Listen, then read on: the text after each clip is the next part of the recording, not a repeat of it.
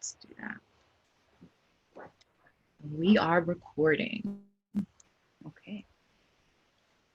It's so good to see you, Salima. I know, it's nice to see you too. I feel like it's been forever. It is. Although I see you all the time because I look at all your Instagram I know, stories. like in theory. Together. Yeah, but it is. It's nice to talk and nice to be present. Absolutely. Big Sarah's on the line. Yo, What's up? what is up? I'm still eating dinner, so I'm not going to project off to my video. I'm jealous. I haven't had dinner yet, but I just walked in. I just walked in the door 10 minutes ago. Hi, Shelly. I see Shelly on. Celinda just hopped on. Hey, lady. Sorry, guys. I'm just like untangling my necklace because I'm anal like that. Hey, girls. Hey. Okay, new headphones. I see you, Shemaine. You know, look. New things, y'all. New things. I saw them in your stories. I like the color. Yeah. Well, I had some really cute ones. I had some rose gold ones that I thought were going to be fabulous. And then they died on me like, I don't know, 2 months later. I was like, why? They're so not reliable, these earbuds. Now I know. I've had like a gazillion pairs. It's just like ridiculous. So, all right. Well, I'm gonna keep things on target. Because She probably said something to me. I am famished and I know other people will just be joining on, and we have a lot of ground to cover. So, hey, everybody. Yay. I'm so glad you guys are here. If I feel like we've been apart for so long, but we really haven't been, some of us at least. So, welcome to those who have not been to Talent Think Power Circle, better known as TTPC session. Welcome. Thank you for being here. I am beyond honored that so many new people, okay, Shelly, no problem. So many new people wanted to be a part of this. So I'm going to just name the names. I was going to have them each just kind of like introduce themselves because they hadn't put their information in the drive yet, but we have Shelly Bates. Many of y'all know her as Love, I think, _MM on Twitter. She's always part of our discussions. So she's here. I believe Stephanie. Is that Stephanie that's on? Stephanie Ghostin Paul? I think so. Yay! Stephanie, do you want to just introduce yourself real quick? Take yourself off of mute and just tell us a little bit about yourself. Sorry to put you on the spot, but you can always do it better. Can you hear me? Yep. Perfect. Hi. Hey. Hi, y'all. It's so good to be on this call. Thank you for the invite. I'm really excited to be here. A little bit about me. I started my coaching and consulting business in 2013 and have picked back up last year, kind of moving in a new direction. Did we read? And so this year, I'm really focusing on working with organizations who want to embed diversity, equity, and inclusion into their core identities, and really focusing on anti-racism, healing, and liberatory frameworks instead of kind of typical surface level, you know, a little splash here, a little dash here, DEI light work. I also lead some community workshops and community engagement, special engagement projects, and then some individual coaching as well. Amazing. I'm so happy to have you here. And I'm so glad that Sarah put you in my line of sight. So thank you for being here. Thank you. Shelly, you back on? Can you guys hear me? Perfect. Okay. Just tell us a little bit about yourself. Mm-hmm. All right. Hold on. Oh my God. Wait, my phone is messed up.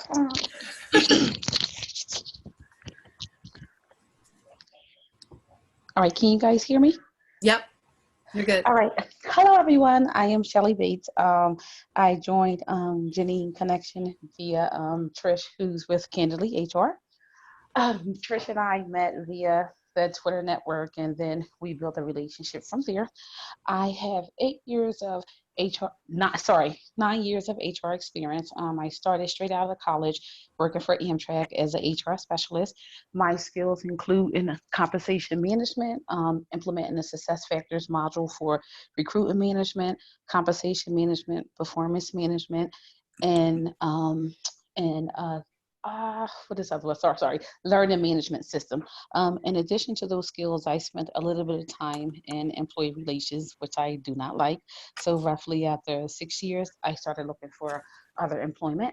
And I went to work over at a company by the name of Medartis, a small medical sales device company based in Basel, Switzerland. After 4 weeks of starting with the company, they sent me to Europe to get a better understanding of how their HR system worked. After 8 months, I decided I no longer wanted to work with the company because the culture did not align with my expectation. I took a break from my career for about 6 or 7 months, and then I started over at WL Gordon Associates, which is a billion-dollar medical sales device company. And that in this current position, I'm currently an HR generalist. I'm responsible for welcome aboard, exit interviews, EEOC, FMLA facilitation, and any first line employee relation issues that associates may have. That basically sums up my experience in the HR space. Amazing.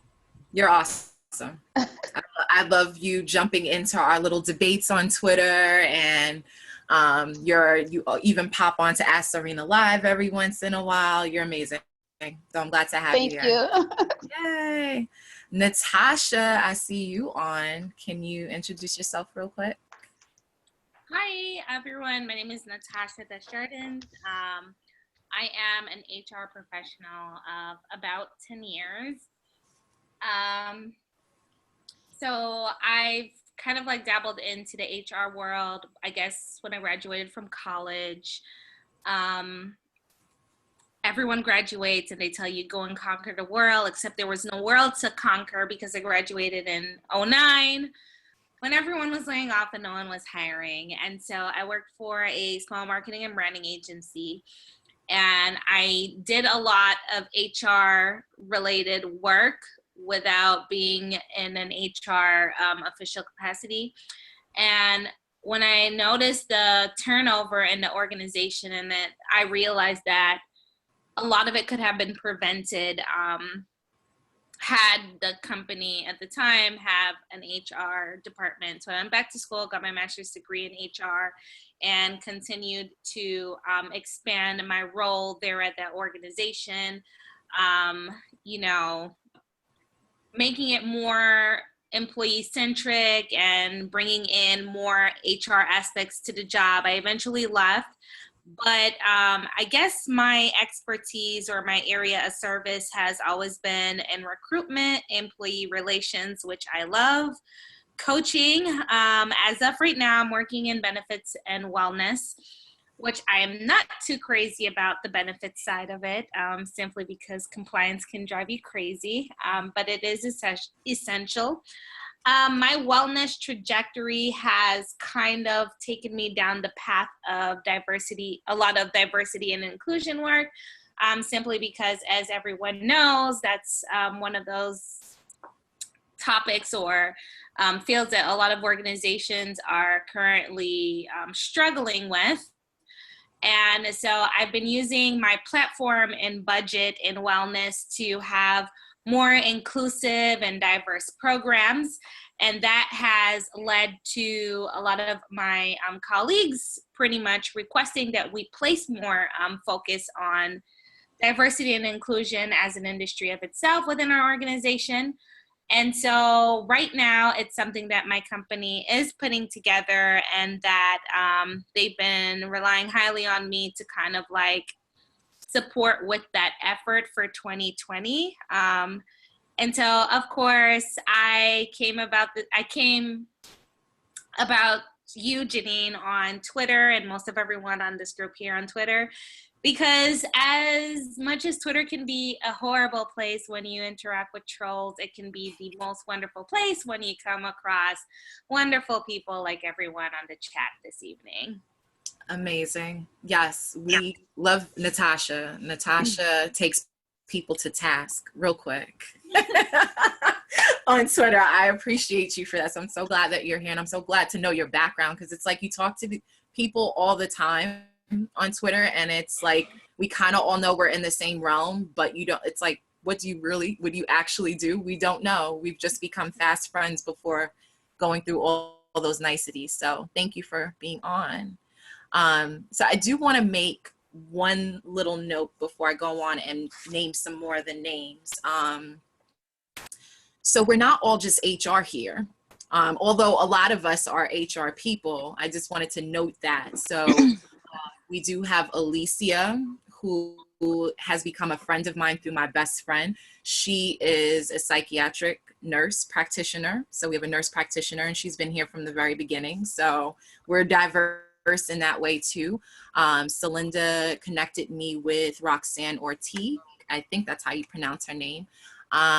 She's in finance. She's a director in finance. So we have a finance person, and she's joined up. I don't think that she will be able to make it tonight. It was kind of a tentative thing for her.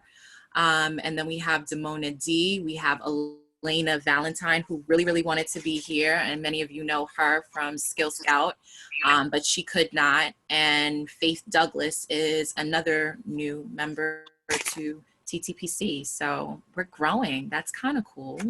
I never imagined, like super cool. And Salima hadn't been on with us before, but she's here and she's fabulous. I feel like I've known Salima for forever. Was it like 2010-ish, 11, something like that? Yeah, it's been a hot minute.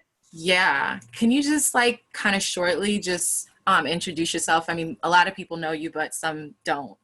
Okay, so hi everyone, my name is Salima, and I met Janine and Sarah through social media on Twitter, and then we met in person at some events. My background is, 17 years in HR with a focus mostly on leadership development and learning and development, and I have my master's in adult learning and global change.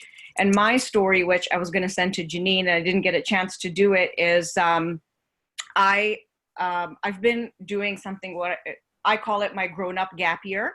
I left my last organization through a reorg, and it was really a blessing because it wasn't really supporting my well-being. And I took time to travel, and I took time to do contracts and learn more about AI and how that impacts the future of work. And then I made earlier this year, I made a game-changing investment in my well-being, which isn't something that I've shared publicly, but I'm going to share with you all, which is I decided to have weight loss surgery. And so that's been the journey that I've been on since March, which has really been focusing on who am I as my true authentic self, because I don't know that I feel that I've been that in the weight that I carried on my shoulders, let alone my body. So so I'm at this really interesting place where I kind of call myself a corporate dropout.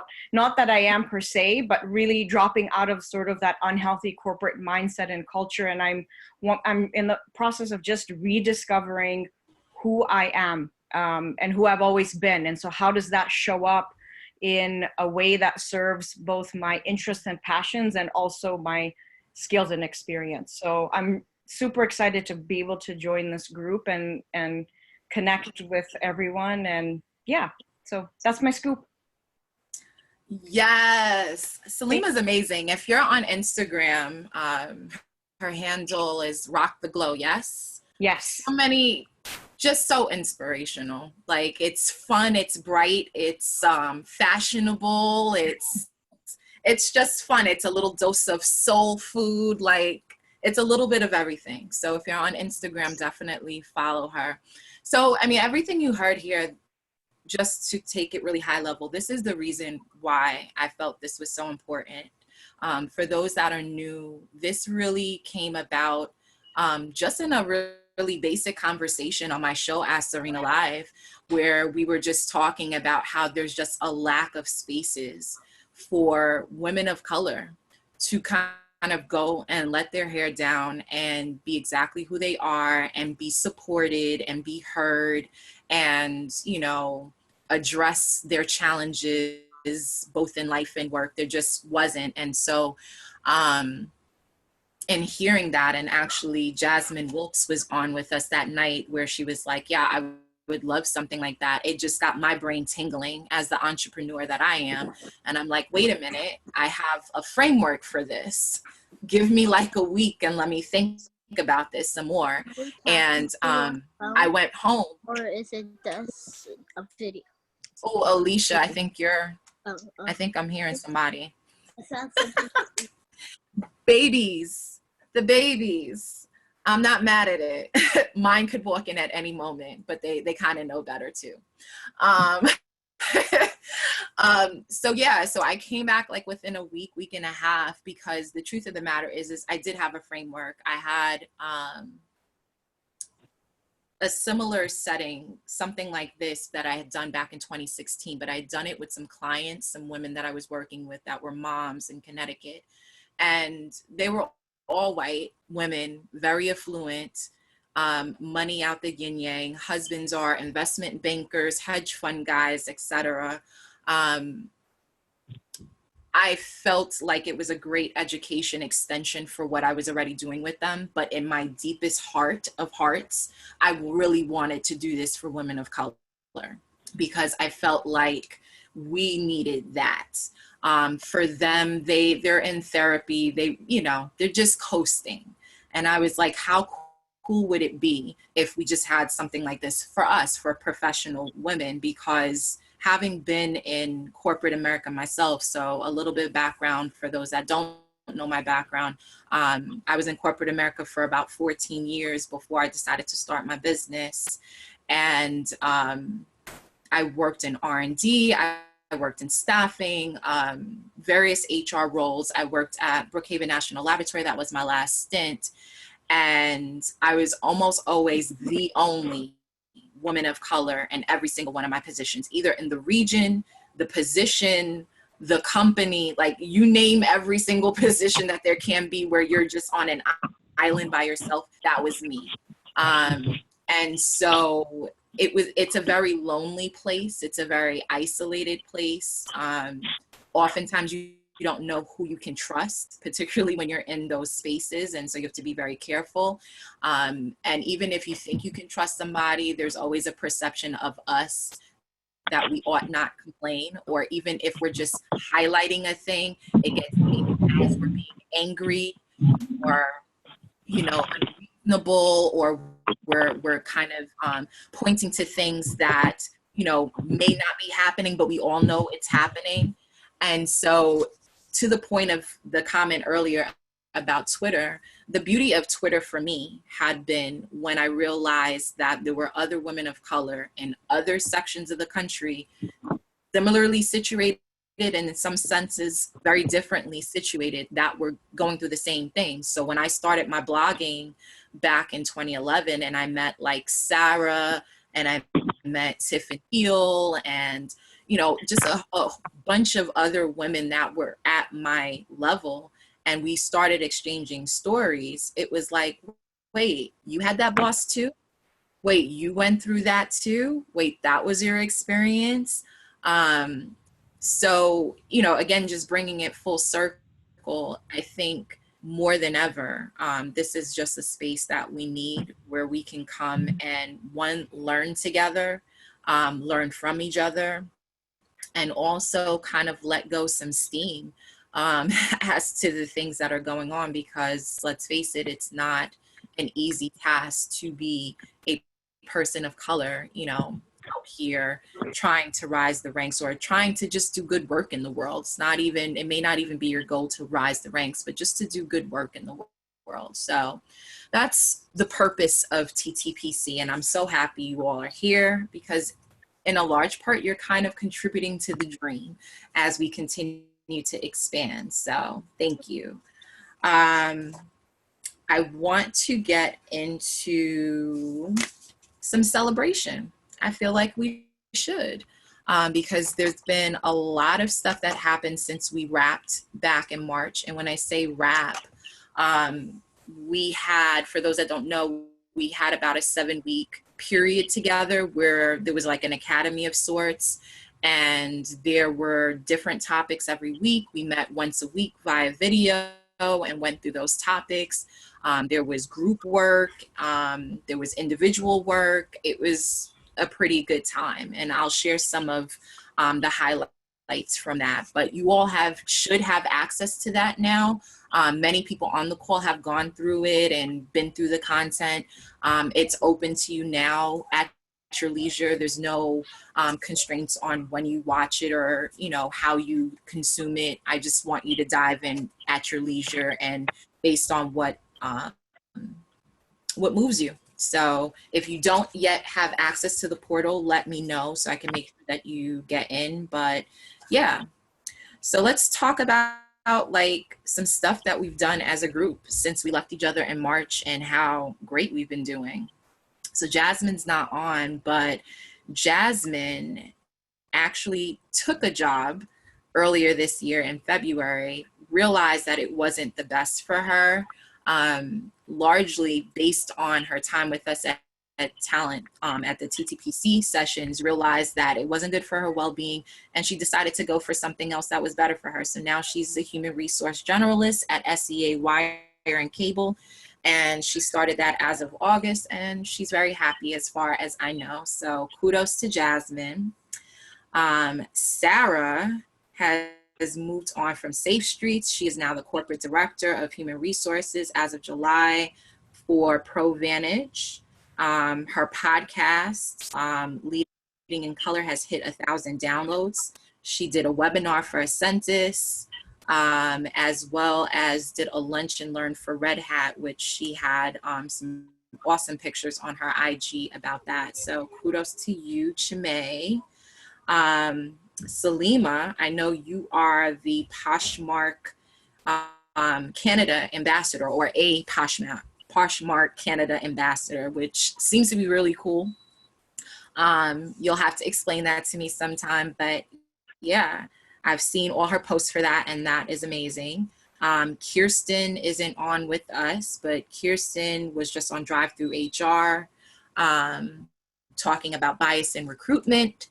And she recently also had a webinar with the US Pan Asian American Chamber of Commerce on how to recruit your best employees for business, which is absolutely huge. So super proud of her. That's all the ones that I was able to dig up. As for me, I took on a project management, well, it's a subcontract, but I am the certification manager and project manager for IREM, which is the International Association for HR, Human Resources People and Information Management. So I've been leading their project on rolling out their new platform for examinees. I've been helping them build their brand new exam for HR information professionals. And so that's been keeping me busy. I just recently signed for my first keynote for 2020. So that will be happening. And what else? I just made 8 years on the aristocracy of HR, which is completely hard to believe, which is my blog. So few little kudos there. I figured we should actually celebrate because we've had a lot of movement as a group, and I'm sure I'm missing some stuff, but that was just the stuff that I knew about. So yay for us. I shared my screen because I wanted you to see like literally how we kind of come together and have each other's back. So hopefully you guys can see the slides, but I just wanted to kind of pull together. So since March, it's so mind-boggling to me how we've been able to just kind of get together, and it's been very serendipitous. Like in my head, I was like, it would be amazing if all of the TTPC women were in like one city and we could all just hang out. And then I end up getting this invitation to HR Redefined with free tickets. And I basically, I'm not even gonna lie to y'all, I just invited every person of color that I knew. Like for as many as I had, I was just like, okay, who do I know? How many people of color can I actually get to this event? So to be honest with you, it was quite frankly the most colored event, HR event I've been to like ever. But it was amazing. And so that's us in one of the sessions here. That's a bunch of the TTPC people at that event. And then because I realized that we were going to have so many of us in the same room, I kind of pulled together a last minute dinner for just TTPC ladies. And as you can see, we were very blessed to have Minda Harts at the table. And that was amazing. So we had an amazing Italian dinner, just kind of chatting it up about whatever we wanted to. And we kind of ended the night at a lounge over drinks and dancing and all kinds of craziness. So that was fun. We have myself and Elena Valentine. That was on Unleash back in May. And that was Celinda's doing. I have to thank Celinda for that, because otherwise in the minutia of all those people, I probably would not have found her, but I did an interview with her and we hugged like we knew each other for forever. So that was amazing. This was also at HR Redefined. And then the last one, that's just me and the girl. We've been hitting the streets all summer long. So I'm sharing that to say that there's a lot of opportunity for you to connect with the women in this group. That's largely why I have that spreadsheet with everybody's information on it, as far as, you know, where you work, your contact information. All of that is designed so that you can continue to network, whether it's professionally or personally. For Trish and I, it's a little of both. This summer, we were just all over the place. Curl Fest, all sorts of parties, Brooklyn, dinner, Mexican. It was just amazing to hang out with her and get to know her on that level. And certainly if I'm in your city or if you're ever in New York, I would love to connect with any one of you like that as well. So that is my spiel on that. Yeah, it was a hot girl summer. Listen, honey, I mean, I don't really subscribe to the ethos behind it, but, but we had a time. We had a time. So yes, welcome, connect, get into that portal. My hope, and I'm gonna speak this so that it keeps me accountable, is 2020 for us to all be in the same city, some way, somehow. 2020, I want us all in the same city, whether it's a summit or a retreat for all of us. Like, that's my hope and my prayer. So yes, more to come on that. So let's hop into this digital release, right? Because I feel very strongly that we're all in the same space, and that's why we're here tonight, right? Salima really touched on something earlier, and that is exactly where I'm wanting to go with the conversation, which is this concept of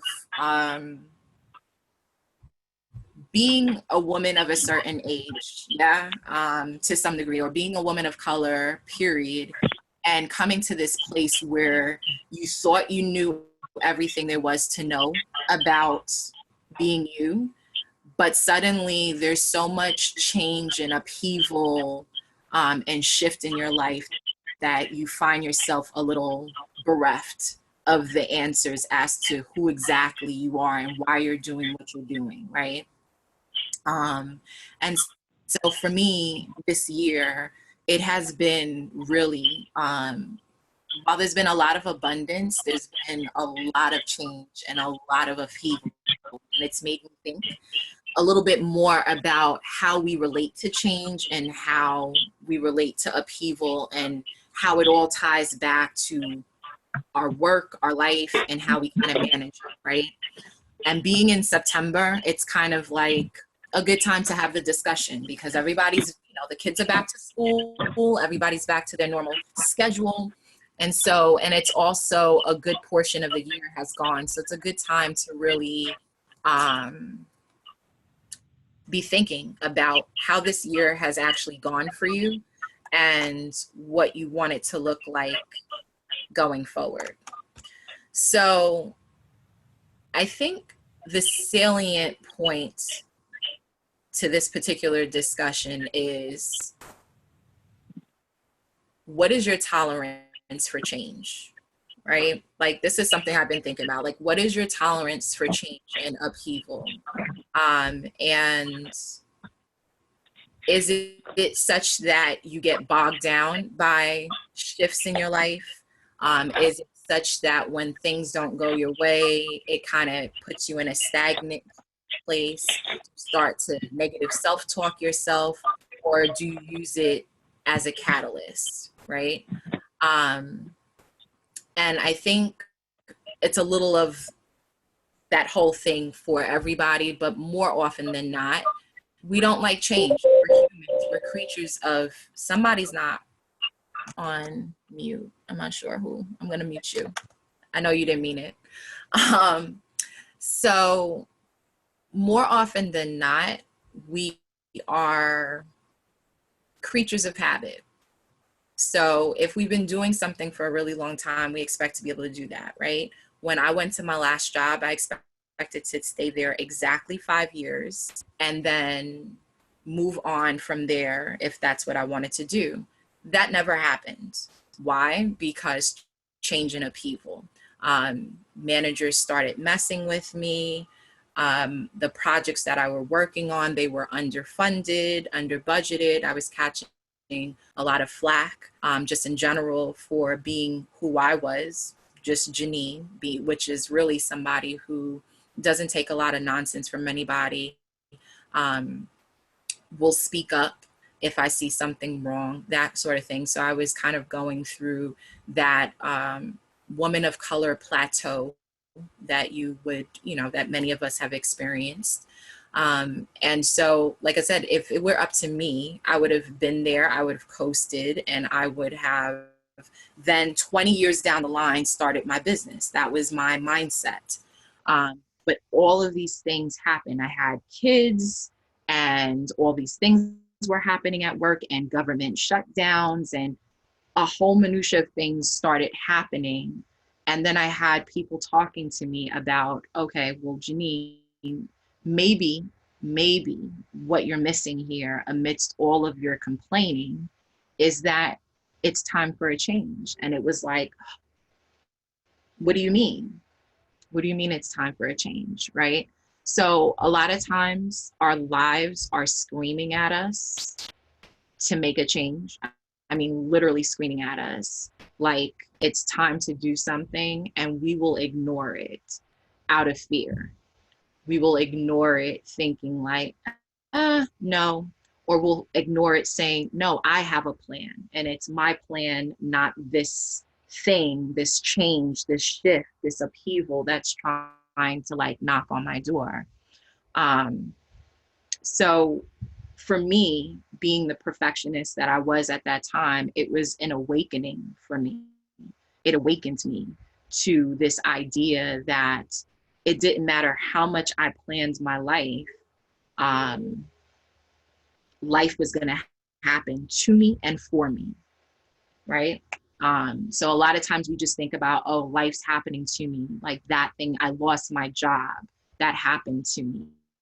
We don't often twist it and think about, okay, maybe that's happening for me. Because the truth of the matter is as much as painful as it was to go through all of the change and upheaval that it took for me to divest myself of my job, start a new business while I had the job, leave that job, have a child, go out on my own with one check to my name.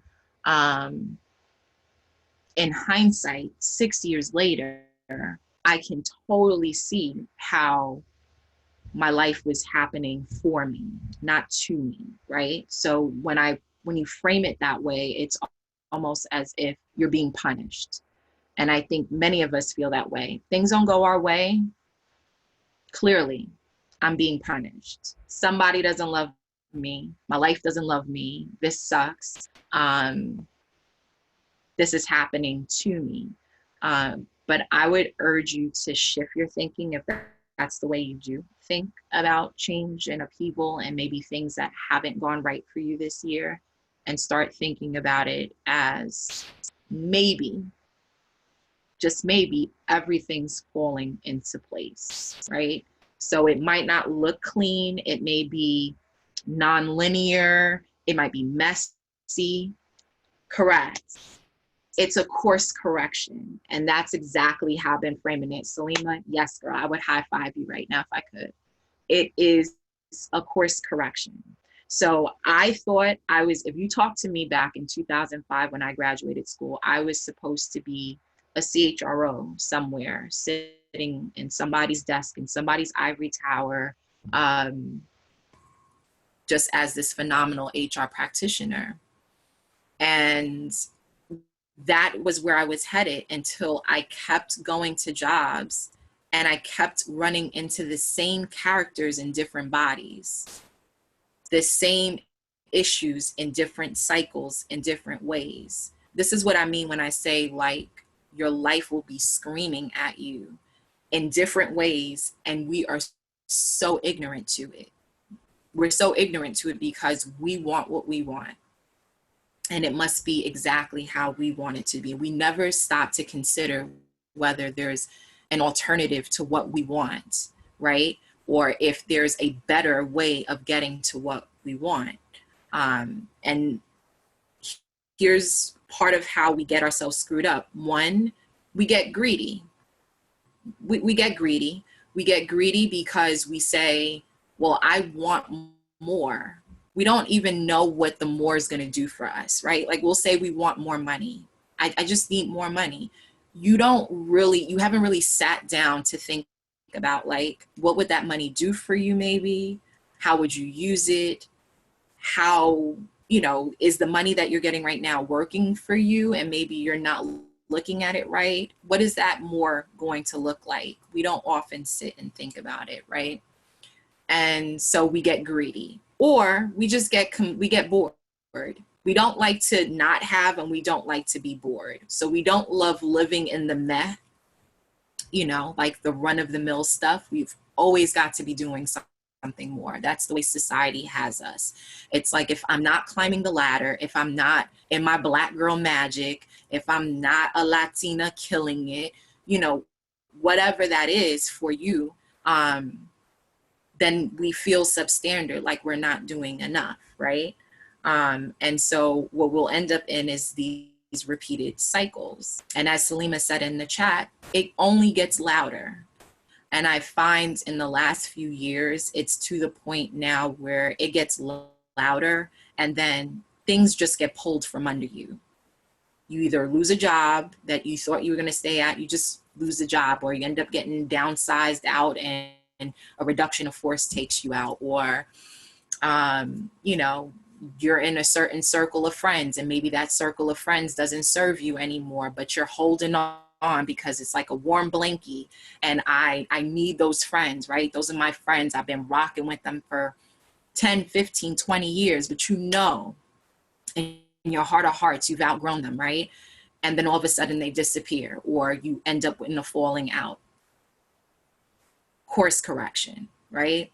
So part of this discussion and what I'm wanting you to pay attention to is really to slow down a little bit in your life, just a little bit, as much as you can. I know it's not easy, but slow down and really take stock of the things that are happening in your life, and become more aware of how your life is trying to speak to you about where you're really supposed to be, which is your purpose, right? So purpose gets thrown around haphazardly now because everybody's all woo about, follow your heart and all that other stuff, but it really is so true.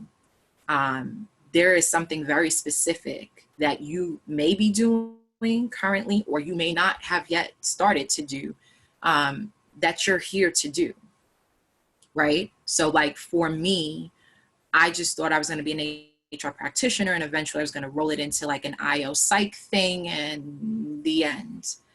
Had I actually been pigeonholed, had the universe pigeonholed me into that idea that I had for myself, my life would not be nearly as exciting as it is currently. Like my vision was so small by comparison to where I am now, right?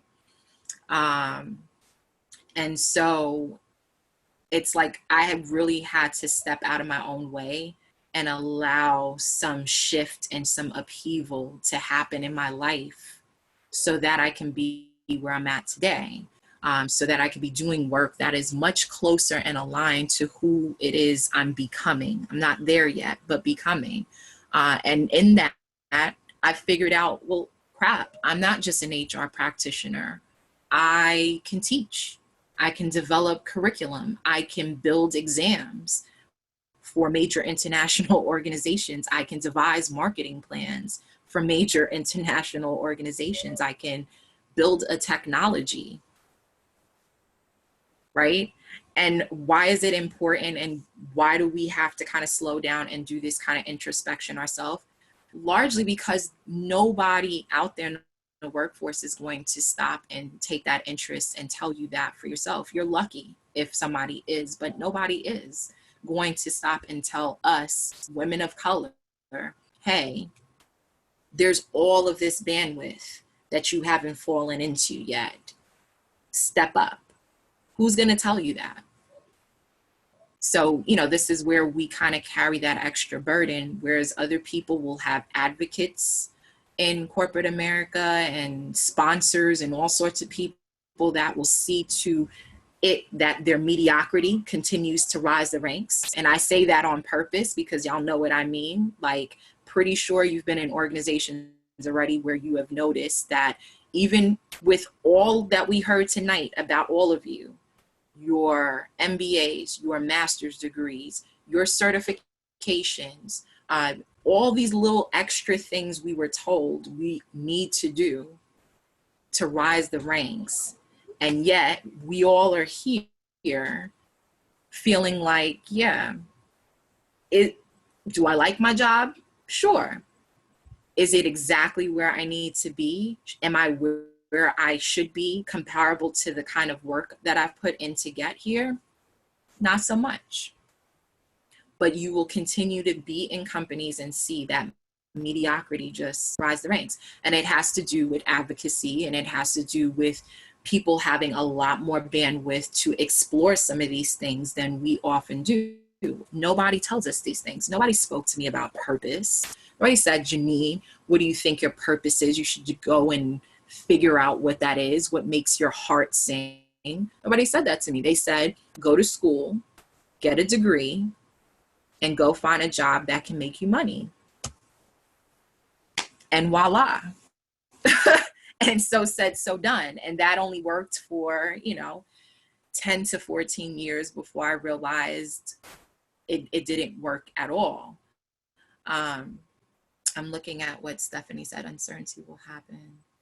So absolutely, uncertainty will happen. So your quality of life is directly proportional to how much uncertainty you can tolerate. Yeah. As an entrepreneur, I've had to really get comfortable with change, right?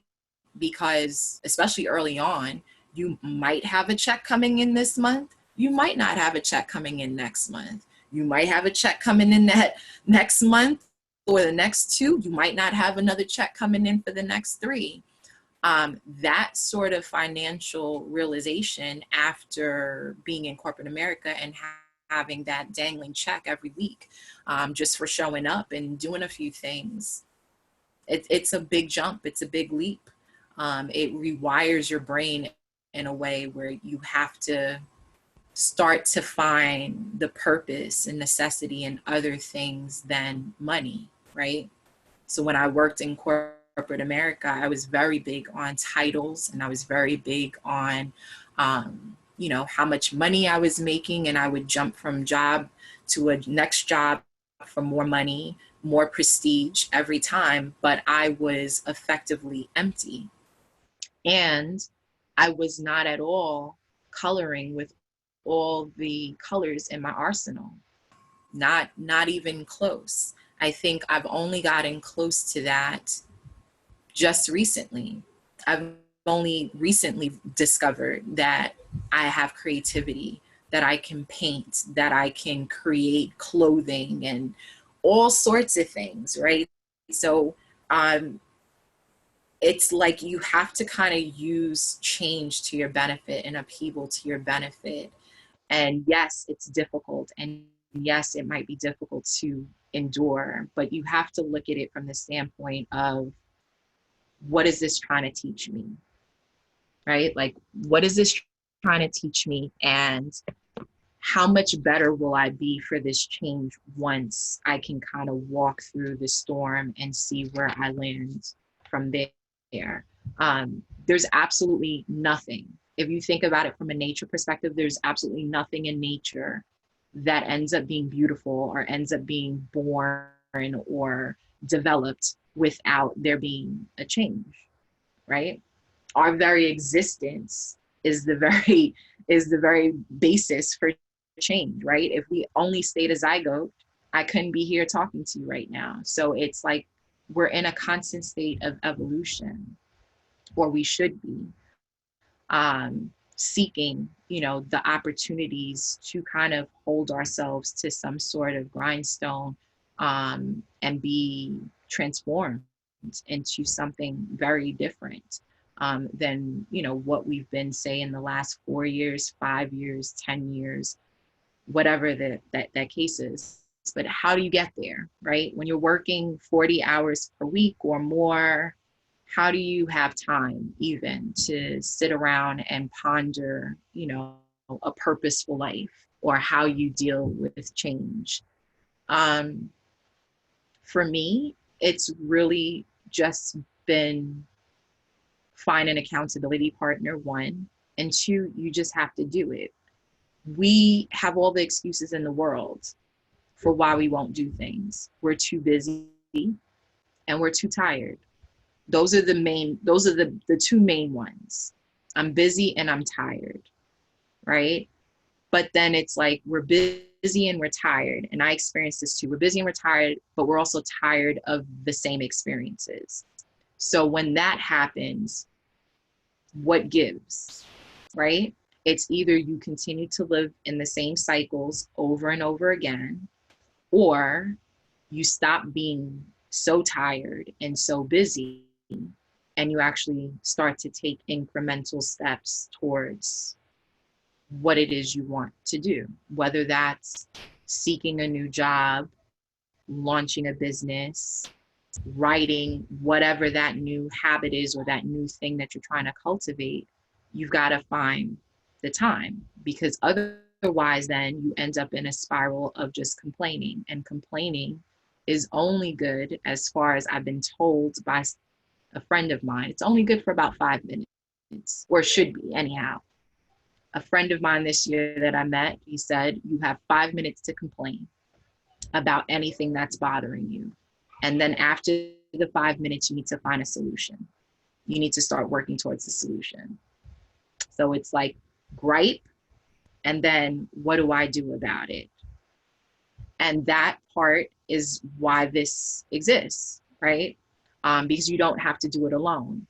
A lot of people on this call have figured it out alone, initially at least. There's a few of us, until we figured out there were synergies, and then text threads happened, and now we're exchanging life quotes and prayers and all sorts of things over a text thread, just to keep each other uplifted through the change and the upheaval and all of that stuff. But for whatever it is that and I'm sure listening to me, you already know right now, today, 8:48 p.m., September 16th, what it is you need to release. It's time to release it. And the question is once you release it, where do you find that support? Where do you get that help? And that's what I want this to be for. Ask the questions. I don't care what it is. I'm going through a financial doldrum and I don't know how to get out of it. Ask, right?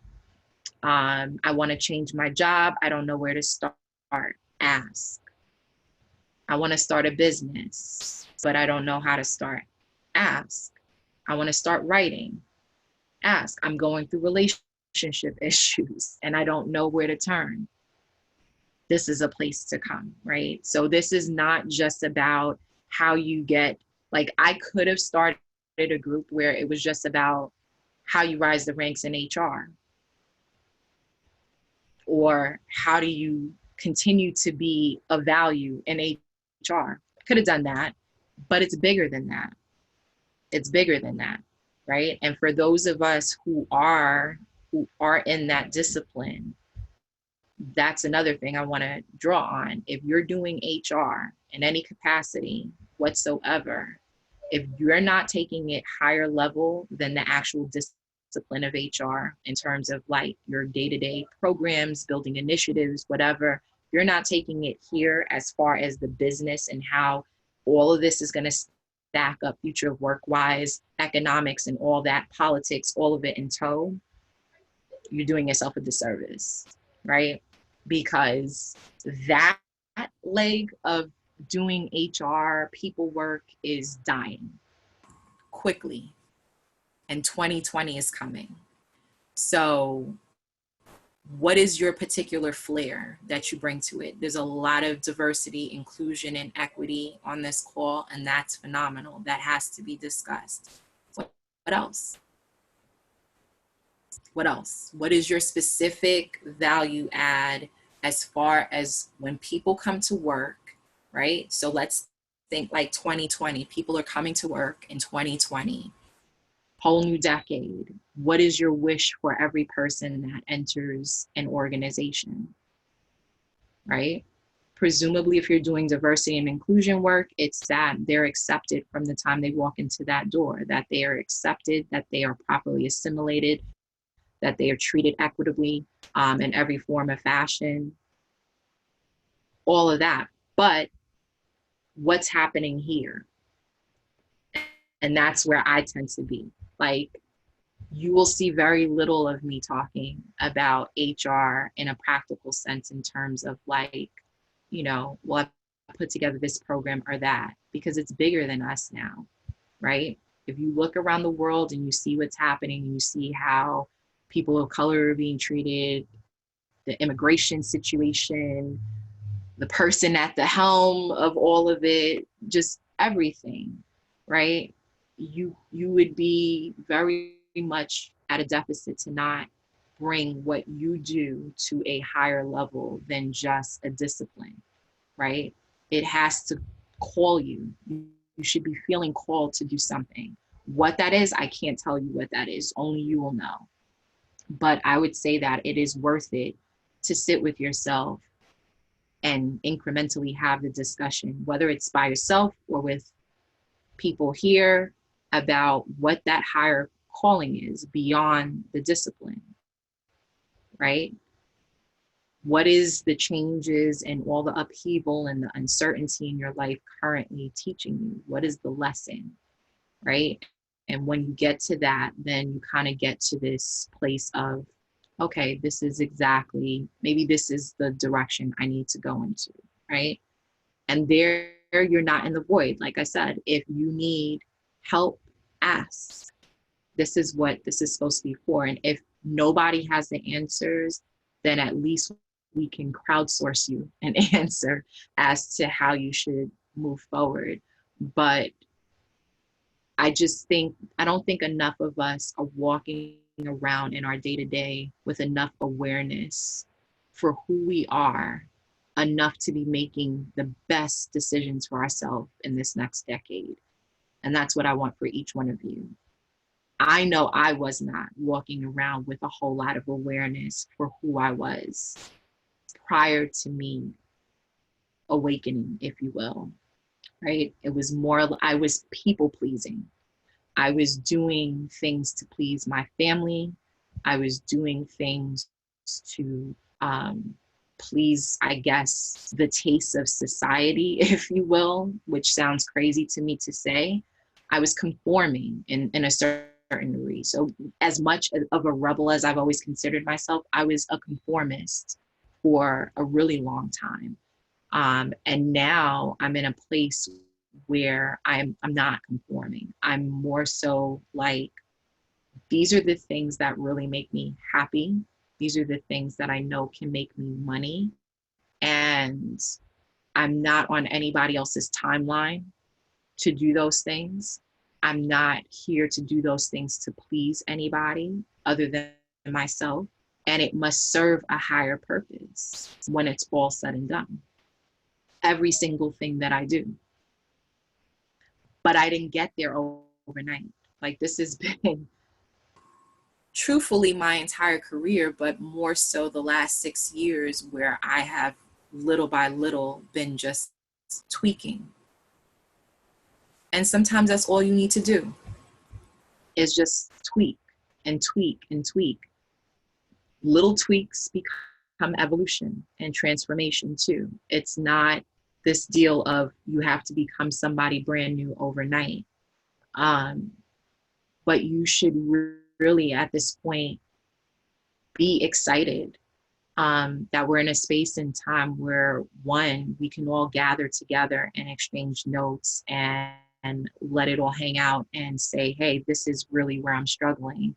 Or these are the changes I'm going through. Have you been through that? And get that advice, right? Because I'm going to go out on a limb and say this one thing.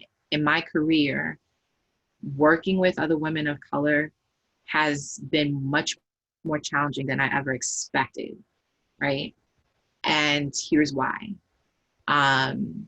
It's been because there's this almost like this initiation factor that goes on with us sometimes, where it's like, I'm not going to give you the blueprint to how to get from A to B to C to D.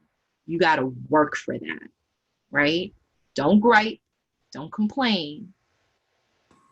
You figure it out. I'm not going to give you the blueprint, right? That mindset does not work for me. And that's the reason why, again, TTPC exists. If there's something I've been through, that was absolutely horrendous, right? And sharing that with one of you can help you not have to go through that same situation. I would prefer to do that than to watch you walk through the same fire and brimstone all over again. So I want us to stop initiating each other like this is a fraternity or a sorority or, you know, some kind of wicked nightmare that we want to continuously put each other through.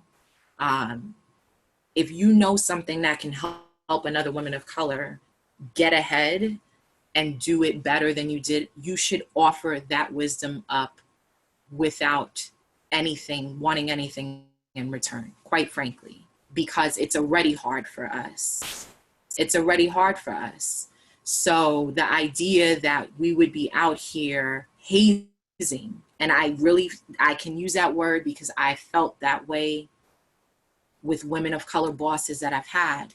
The idea that you would haze another woman by making her go through the fire, the brimstone, and all the doldrums that many of us have experienced in the workplace is absurd to me. If you've learned something in life that can help another woman, do that. Tell that woman what the blueprint is. And it may not be like the exact advice that's going to help her in her particular situation, but she can take what she needs and throw back the rest. But she'd be so thankful for not having to go through like maybe A through E. Like maybe A through E is going to be a breeze, but she's got to figure out F through, I don't know, J. You get what I'm saying? Like, we got to stop treating each other like we don't all know what's up. And also like it's every woman for herself. You know what I'm saying? Like, share what you know, share. I'm not saying like if somebody is coming to, you know, take money out your pocket, or you know they're an opportunist and they're after you in that regard, you know, you have to be judicious with your time, energy, and everything. I 100% agree with that. But truthfully, none of the advice I've ever given has taken money out of my pocket. It never taken money out of my pocket. And here's a few reasons why. One, I already knew who I was going to exchange that information with. I knew that that was going to, it was going to sit well with them. It was what they needed. And I knew that that was an exchange I needed to do. And that was that. The other part is if it comes down to, well, I don't want to share too much because intellectual property and whatever. Here's the deal. Most people aren't even that savvy.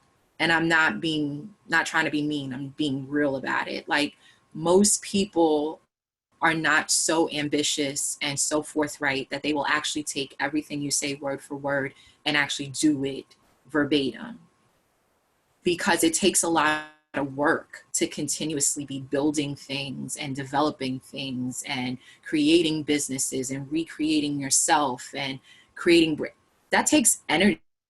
Most people just don't have it. I've spoken to countless people over the years, women who were like, yeah, I want to start business. I want to be an entrepreneur. And I've given them all the tools and they've done absolutely nothing with it. And I'm not mad at them for that. I'm just simply stating that sometimes we have a inflated idea of what somebody will actually do with the knowledge that we have. Everybody just doesn't have your stick-to-itiveness. They don't have your ambition. They don't have your fervor, your enthusiasm for the work you do. So passing a good word along shouldn't be a big thing. Not even on the level of intellectual property. It just shouldn't be.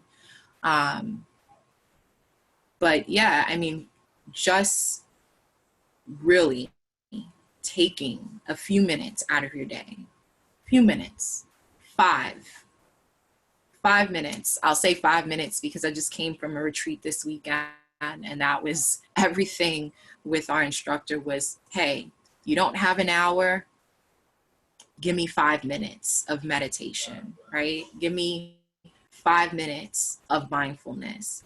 Every little thing adds up. I'm a big proponent of minimalism, right? So if you're not like a crazy person like I am that literally has whiteboards full of ideas that I keep moving from bucket to bucket until I develop it into a thing, spend 5 minutes with a journal every day and just start really doing some deep dives. Like, okay, who is Stephanie today? Who is Celinda today? Who am I? Just start listing some stuff. Like, what are my attributes? What am I about? What do I think? What makes me tick? And start thinking like, okay, how much of this actually aligns to the work that I do? And how much of it am I actually even happy with? And what are the lessons I've learned along the way that maybe need some further attention? Right? So for me, it was like I said, I kept finding the same characters in different bodies with different dialects and voices in different places. And I still was saying, no, I'm going to start my consulting firm 20 years from now when my husband retires, right? And it took for a friend to say to me, you've outgrown this. You need to start your business now. 20 years, I can't fathom anymore. So let's just start there. 2, when my husband retires, well, full disclosure, I'm in the middle of a divorce. So why was that a goalpost? It's not even a goalpost because that's coming to an end, right? So it's like all of these things. And here it is 6 years later, going on 7, I'm here. I'm thriving. The business is thriving, regardless of any retirements or any such. I definitely didn't need 20 years of HR experience like I had in my head to be of value to an organization. That was a lie I told myself. So that's the other part. We have to change. Sometimes the change you need to change is the narratives, the stories that we tell ourselves about who we are and what we're capable of. Because according to me, I needed at least 20 years of HR experience under my belt, senior level HR experience under my belt in order to be of value to a company. And I had way less than that, and my business is thriving. So obviously that's a false story I was telling myself. I also thought I needed to do this in synchronicity with the man that I was with. Well, now he's not going to be a thing. So, right. How does that work? So change, upheaval, uncertainty, we've got to dance with it a little bit more. We've got to dance with it. And if we can, we should dance with it with a little bit of excitement, because it's really happening for us, not to us, right? No matter how bad it is, there's nothing, if I really have to be honest with myself and go back, sure, there were atrocities. Yes, there were really difficult times, but it has built my character. It has made me who I am now, which is a much stronger, a much more aware, a much more compassionate, kind, enthusiastic person about my life, right? So we talk about work as if work is like the end all be all, but this is your life. This is your life. It's not just work. And what a shame it is to go through life not having really pinned down the very thing that you are here to do, or being afraid to do that thing that you're here to do. That's a shame. And I think that realization has come up for me more so now, because I just feel like there's been so much death too, right? Like I've seen just death in general. There's been death around me in my life. And it's not just like older people. It's not like just people that are 80, 90, 100. People 25, 35, 40. We are just here for like this finite time. And we don't know when it all just, right? There's an expiration over all of our heads. We don't know when that happens. So the idea that we would pigeonhole ourselves, that we wouldn't allow change to happen, uncertainty to show up, to show us exactly where we're supposed to be, is a missed opportunity. It's a missed opportunity. So yeah, I'm going to stop just about right here, because part of how I want to do this release is I want everybody to go into the chat and actually type up something that you're going to release tonight, whether it's a fear or a limiting thought about yourself, or it could even be, whatever. Fear, limiting thought, something you thought you couldn't do, something that you're going to change as a result of what you heard here tonight. Let's just do like a whole woosah, collective woosah together. So in the chat, go for it. I want to just see it kind of go off. And if anybody wants to take themselves off of mute and share any thoughts about what they heard, I am open to that as well.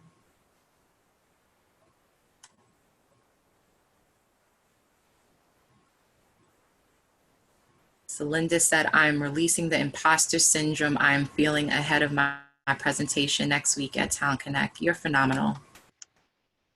You are no imposter, girl. You have been here for a while. You deserve that talk.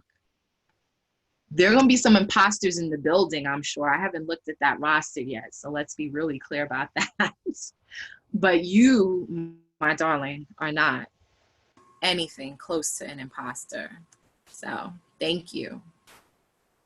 Who else? Come on, release something.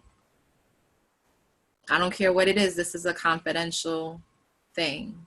Nobody.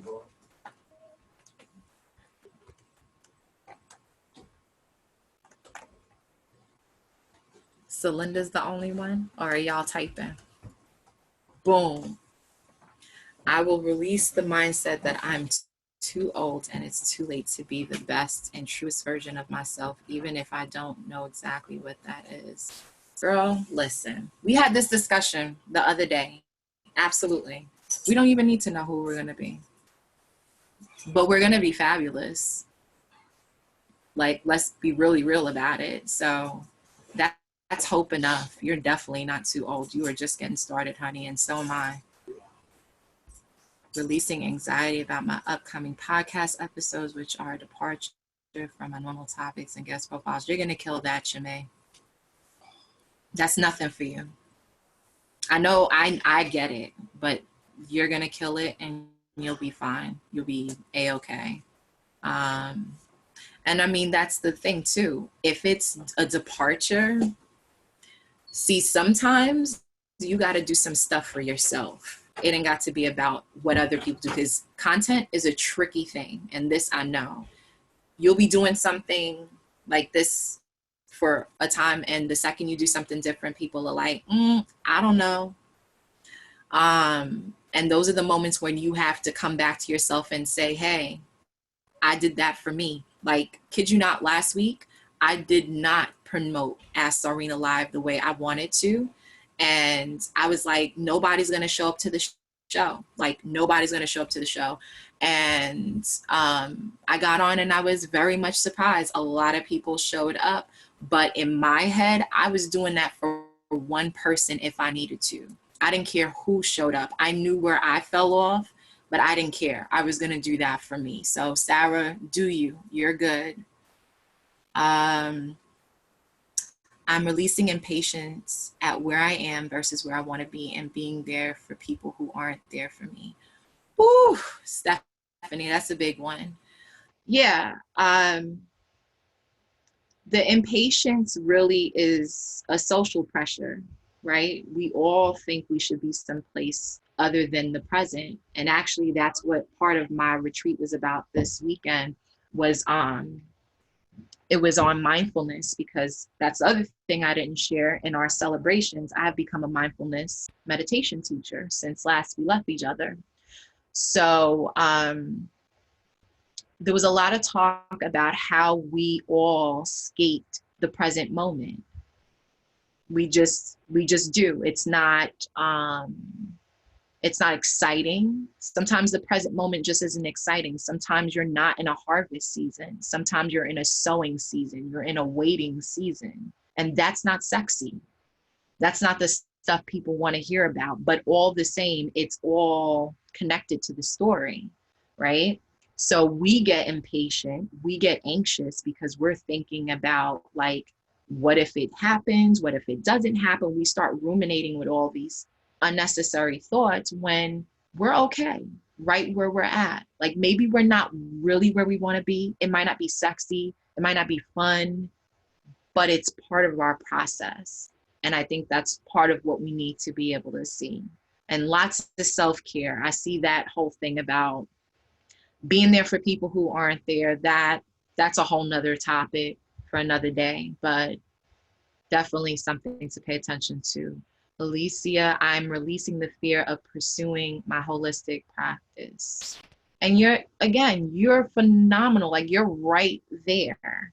So Alicia and I have spent a good deal of time together through my growth on my term circles that I've been doing here in New York.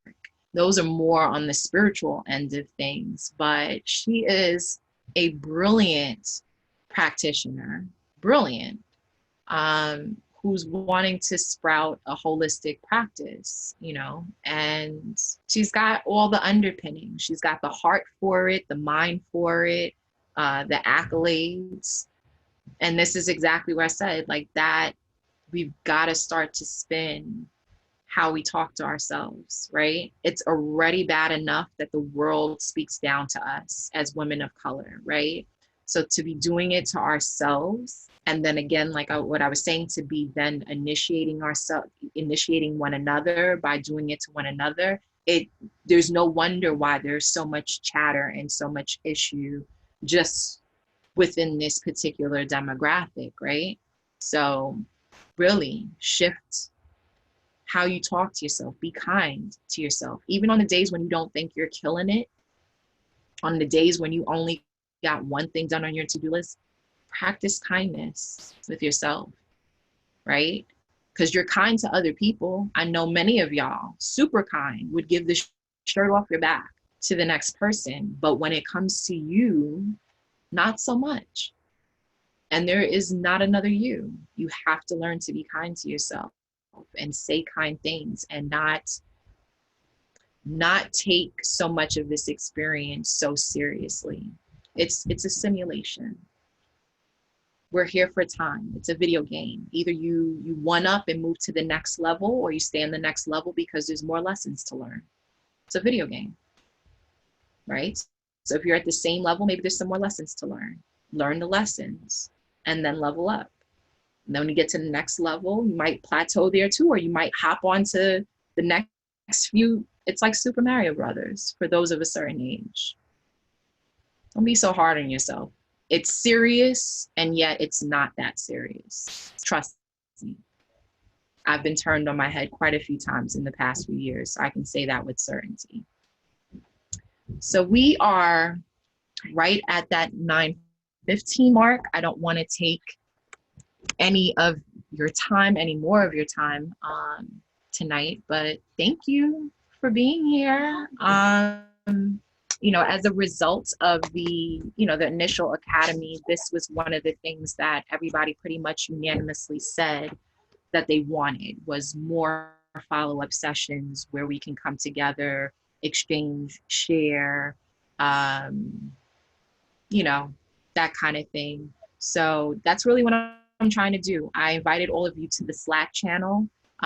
Please use that to the best of your ability. That's just another way for us to connect on a regular basis when we're not on a video call. So if you haven't been on it yet, please get on there. Feel free to start chatting and doing all of that stuff. But I adore each and every one of you. Even if I've never met you in person, I adore you all for being here, for being so audacious and sharing yourself and, just being open to the experience. So thank you very much for being here, and I'll be in touch. We'll schedule something soon, if not next month. I think I'll probably do one of these a month going forward up until the new year, right? So that we can just kind of keep the dialogue going. All right, guys. Bye. Hit me if you need me. Bye. Thank you. Thanks.